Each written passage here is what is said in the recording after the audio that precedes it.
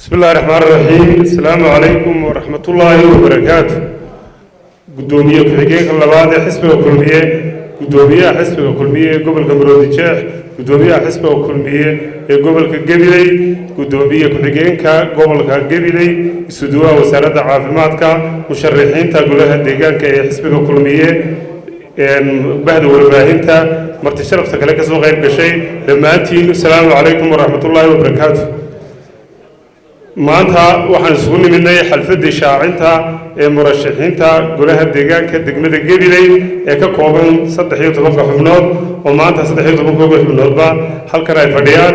xalfadu maanta way ka duwan tahay xalfadihii hore ee laga qaban jiray hoolkan ama magaalada Gabiley. tan kaga duwan tahayna waxa weeyaan annagu waxaanu nahay xisbil xaakimkuna wuxuu ka mas'uul yahay dadka ku nool degmada Gabiley maadaama ay yihiin majority-ga taageerayaasha ugu faraha badanna ay ku leeyihiin degmada Gabiley. dadka isku soo baxaya ee imarayana ay yihiin dad aad u fara badan. waxaanu diidnay in dadkaasi ay dhibaato la kulanto maadaama oo ay xanuunkii COVID-19 uu wadanka ku jiro laynaguna amray guddiga heer qaran ee COVID-19 in la kala fogaado.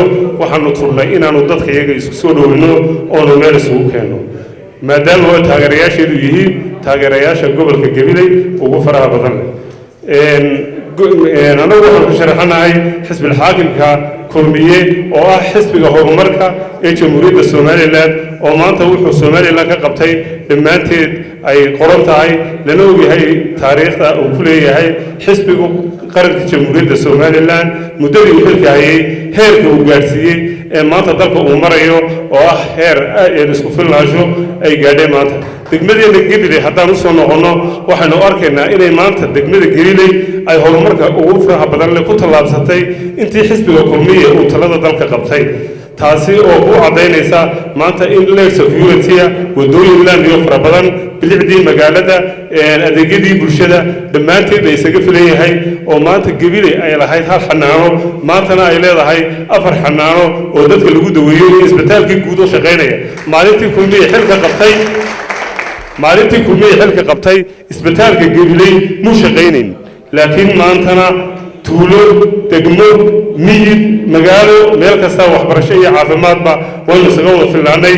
waxaan rajeynayaa inaynu guul ku gaari doono oo taa ka sii badin doono markaynu ka mid noqono xildhibaanada golaha deegaanka eenu qabsano inagoo kulmiye ah.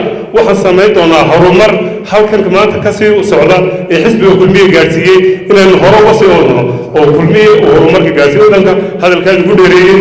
aad iyo aad baad mahadsantihiin. wasalaamu calaykum waraxmatullaahi wabarakaatu.